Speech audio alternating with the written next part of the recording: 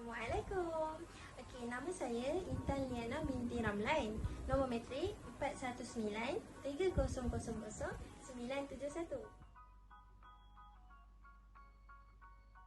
Apa yang kita nak bincangkan di sini ialah tentang isu tenaga buruh kanak-kanak di negara kita semakin meningkat dan berleluasa. Apakah yang patut kita lakukan? Dan siapakah yang bertanggungjawab? Jom kita bincangkan.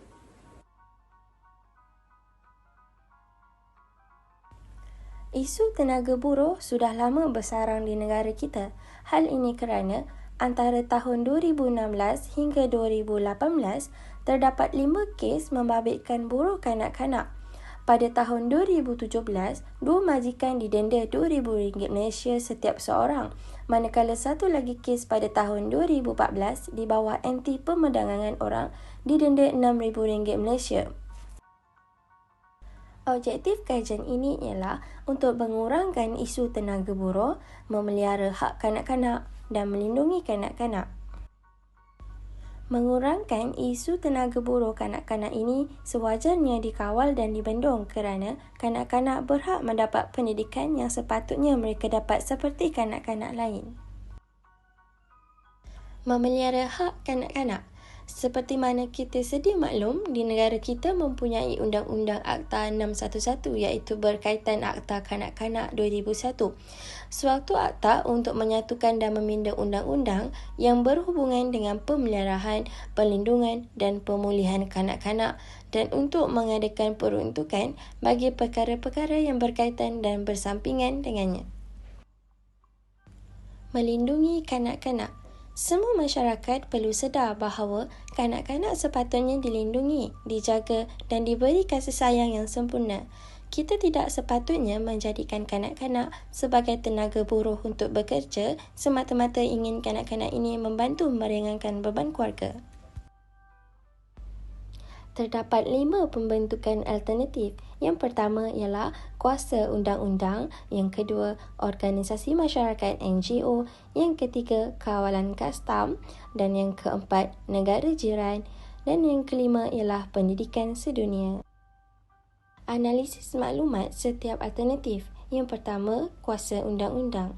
Menguat kuasa undang-undang dan hukuman yang setimpal harus diberikan kepada golongan yang menjadikan kanak-kanak sebagai tenaga buruh sama ada secara rela ataupun paksaan. Yang kedua, NGO iaitu organisasi masyarakat sama ada badan kerajaan ataupun bukan badan kerajaan. NGO patut bergiat lebih aktif dalam usaha untuk memastikan kanak-kanak supaya tidak dieksploitasi.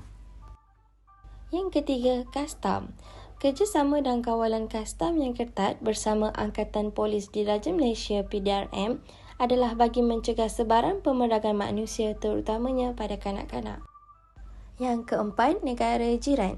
Kerjasama dan permufakatan antara negara, terutamanya negara-negara jiran, adalah amat penting dalam membantras masalah ini. Contohnya, Malaysia, Singapura, Indonesia dan Thailand wajar mewujudkan persefahaman, kerjasama serantau dan perkongsian bijak, lebih-lebih lagi kekuatan teknologi, komunikasi dan jaringan keselamatan. Dan yang terakhir sekali ialah pendidikan sedunia. Sebagaimana yang kita sedia maklum, ilmu pengetahuan adalah amat penting bagi meneruskan kehidupan, terutamanya dalam masyarakat kini yang dibuai arus modernisasi dan globalisasi.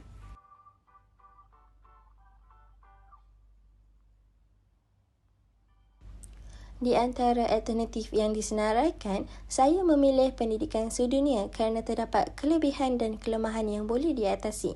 Kita lihat terlebih dahulu kelebihan. Pendidikan sedunia mampu membuka mata masyarakat tentang betapa pentingnya pendidikan kanak-kanak. Hal ini kerana kanak-kanak tidak sewajarnya dijadikan tenaga buruh kerana mereka layak mendapatkan kehidupan yang lebih baik seperti kanak-kanak lain. Manakala kelemahannya pula, terdapat segelintir ibu bapa menganggap anak-anak perlu bekerja dari kecil supaya mereka diajar berdikari dan tidak menyusahkan orang lain apabila dalam sesuatu keadaan. Ada sikap segelintir ibu bapa juga merasakan pendidikan pada usia kanak-kanak tidak memberikan apa-apa impak, malah dikatakan terlalu awal untuk bersekolah pada usia 4 tahun.